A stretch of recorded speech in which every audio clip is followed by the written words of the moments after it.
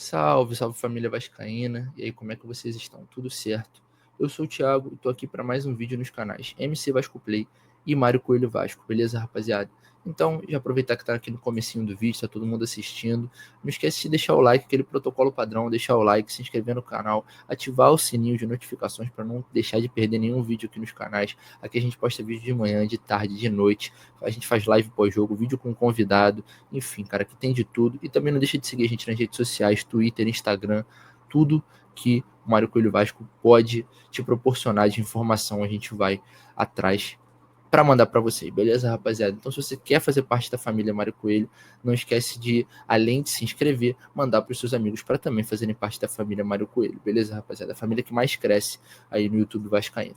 Então, temos alguns assuntos importantes para falar hoje, assuntos como a situação do Capasso, que repercutiu bastante aí durante essa semana, né? Se é que podemos dizer assim, essa semana, né?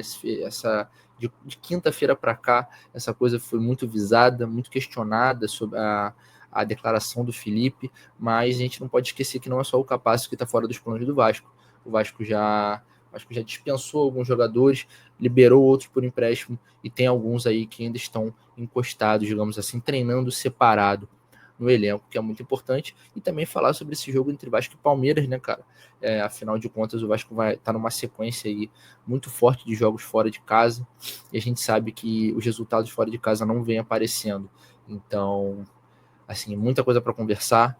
O Vasco, apesar de ter um mando contra o Palmeiras, vai mandar o jogo em Brasília, no Mané Garrincha, devido à venda, né, do mando de campo lá para o estádio Mané Garrincha.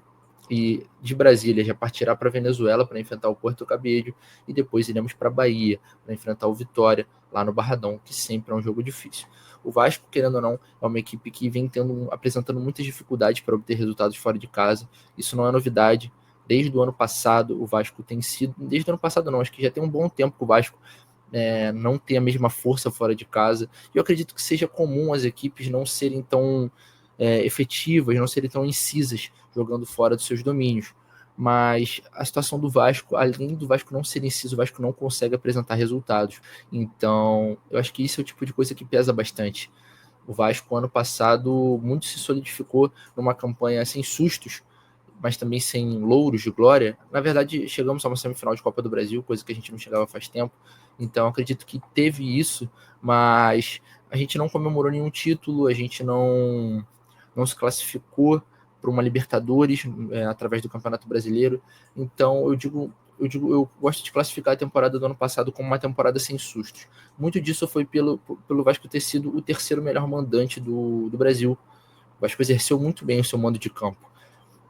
Mas, assim, por mais que o Vasco tenha uma maior facilidade de jogar em São Januário, a gente não pode ficar contando com isso, que o Vasco será top 3 melhores mandantes todo ano, sabe? Então o Vasco tem que começar a distribuir melhor esse tipo de coisa, começar a conquistar resultados mais consistentes fora de casa.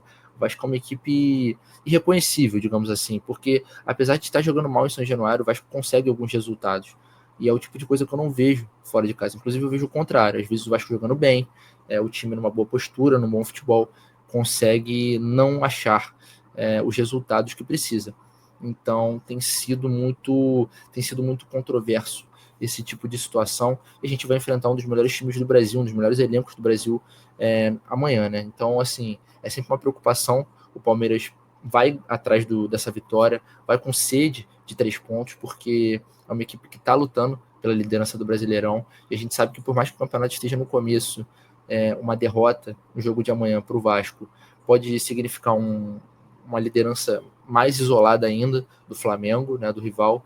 Então eles sabem que apesar de tudo, o Palmeiras a gente conhece, né, Abel Ferreira e companhia, eles sabem que a consistência é o que leva você a levantar o caneco no final do ano no Brasileirão. Eu acho que a palavra que define qualquer campeonato de pontos corridos é consistência, e é uma coisa que a equipe do Palmeiras tem em excelência. A gente já comentou na live pós-jogo sobre a partida contra o Operário, eu acho que não teve um jogo brilhante.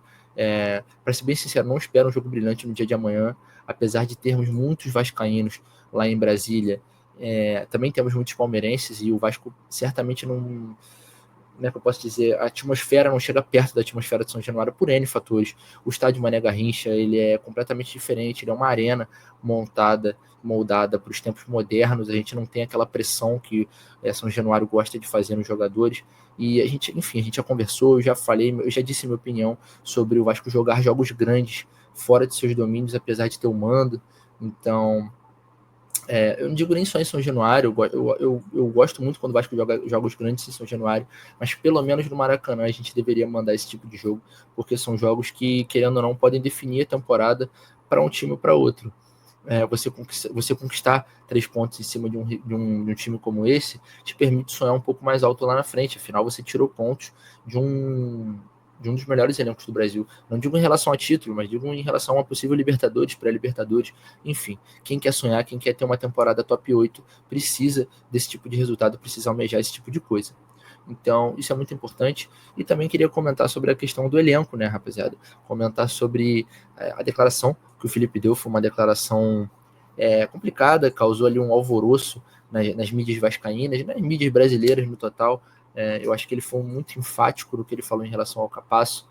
É um cara que, querendo ou não, já externalizou a opinião dele sobre o jogador. Não acho um jogador preparado para estar no elenco vascaíno, mas a gente gastou 10 milhões nele e ele provavelmente vai se manter no time, já negou propostas e vai se manter no time até sair de graça, até assinar um pré-contrato e sair de graça, o que é muito ruim para os nossos cofres.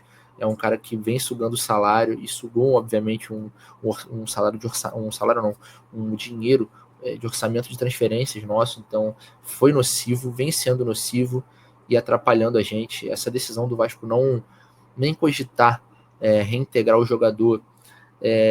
Eu entendo que ela é convicta e os dirigentes dificilmente eles voltam atrás. Isso não deve envolver só os dirigentes, mas o corpo técnico também. Enfim, mas querendo ou não foi algo definido há muito tempo e acredito que eles não vão dar um passo atrás e deixar o recado para a torcida de que eles erraram nesse sentido, por mais que o Vasco venha apresentando algumas falhas, alguns problemas defensivos desde o Fábio Carille. Que provavelmente agora o Vasco terá outro comando, talvez ali com o Fernando Diniz, enfim, isso é o tipo de coisa que ainda está sendo negociado. O Pedrinho confirmou hoje em entrevista no aeroporto que sim, vem tendo conversas e negociando com o Fernando Diniz. Coisa que assim, a mídia já tinha comentado, a gente já sabia, mas é sempre importante você ouvir do presidente do clube, da fonte oficial, querendo ou não. Então, o Vasco realmente vem conversando com o Fernando Diniz e provavelmente deve ser o desfecho aí dessas negociações, deve ser que ele será o próximo treinador do Vasco, um desfecho positivo, os dois têm muito boa relação. Enfim, rapaziada, além do Capasso, o Vasco tem outro jogador afastado que vem treinando em separado junto do paraguaio não, perdão, do argentino, que ele estava jogando no time paraguaio, fiquei com isso na cabeça, mas junto do argentino, Manuel Capasso, que é o lateral Riquelme, cara, de 22 anos, um lateral que surgiu na base, muito se falou na época sobre o Riquelme, muita expectativa posta em cima do garoto, que era o novo Felipe, que cruzava muito bem. Cara, a equipe que o Riquelme fazia parte chegou às finais da Copinha, então foi um jogador que, querendo ou não, teve muita responsabilidade posta em cima dos seus ombros para subir pro profissional. O Marcelo Cabo subiu ele pro profissional em 2021, 2020, não me recordo, acho que 2021. Quem souber aí, bota aí nos comentários, por favor. Mas o lateral Riquelme subiu Marcelo Cabo e não conseguiu manter ali aquela forma que ele apresentou na base. Um jogador que tinha uma parte física, na minha visão, muito enfraquecida, um jogador muito leve, muito esguio, se é que eu posso dizer dessa forma, um moleque muito arisco, mas que não estava conseguindo desenvolver o seu jogo nos profissionais, querendo ou não, um profissional Série B. Esse tipo de competição é muito física, querendo ou não, o físico prevalece no final do dia, apesar de ser muito habilidoso, e o Riquelme nunca conseguiu impactar realmente no profissional do Vasco, e ele não vem conseguindo ter as oportunidades necessárias, e o Vasco optou por achar uma decisão melhor, negociá-lo, ou tentar negociá-lo. Na verdade, ele já foi negociado por empréstimo, não conseguiu se destacar em nenhum dos seus empréstimos também, estava no Sport ano passado, que subiu para a Série A, mas não era titular do Sport, teve uma lesão grave também nessas temporadas, o que dificulta muito o desenvolvimento do jogador. Mas enfim, o Riquelme chegou a ser relacionado para as partidas do Campeonato Carioca do começo, coisa que o Capasso não foi. Então, o Capasso, desde o começo, ele já havia sido descartado, e o Riquelme ele ainda foi, digamos assim, considerado, pelo menos por uma equipe B, mas no final acabou tendo o mesmo destino de alguns jogadores, como Zé Gabriel, De Lucas, Serginho, Lucas Eduardo, JP e o Capasso também, né? Acabou tendo esse mesmo destino. Cada um tomou um rumo, na verdade, né? O Riquelme chegou a ter propostas do Água Santa de São Paulo, uma equipe que vem ganhando certa notoriedade, foi finalista do Campeonato Paulista no ano passado, em 2024, perdeu para o Palmeiras, e do Tulsa dos Estados Unidos, e recusou ambas as propostas.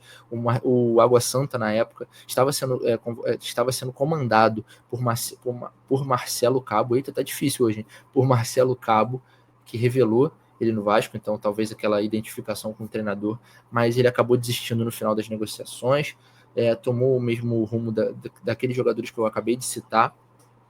Zé Gabriel, De Lucas e Serginho foram dispensados pela equipe, pelo Vasco, rescindiram seu contrato. Lucas Eduardo e JP, o volante, né, Lucas Eduardo e o JP, ambos foram emprestados, respectivamente, para Cuiabá e Avaí, né? O Lucas Eduardo para o Cuiabá, JP para o Avaí, a gente até comentou isso recentemente nos últimos dias, e o Capasso e o Riquelme acabaram por ficar. Poderiam ter sido negociados, mas acabaram por ficar. Beleza? É um jogador que tem 37 jogos pelo clube e 2 assistências. Como eu disse, ele teve uma lesão grave em 2022, o que dificulta, né, a sequência do atleta, mas disputou 14 jogos ano passado pelo Sport em toda a temporada. É um número pequeno, querendo ou não, mas chegou a jogar pelo Sport, teve suas chances.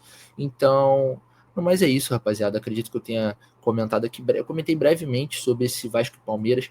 Acho que a gente pode conversar um pouquinho mais depois dessa partida de amanhã. Acho que a gente vai ter muita coisa para conversar. Eu espero que a gente fale sobre uma vitória, porque eu acho que as nuances do Vasco jogando fora de casa, elas têm que ser debatidas pós-jogo. Eu quero ver como é que vai ser a postura do Vasco para a gente conversar de uma forma mais completa. De repente a gente faz um vídeo de análise de gol, tanto do Vasco quanto do Palmeiras, se tiver, obviamente, gol de ambos os lados ou um gol só, a gente conversa e vê o que o Vasco pode ter mudado ou não.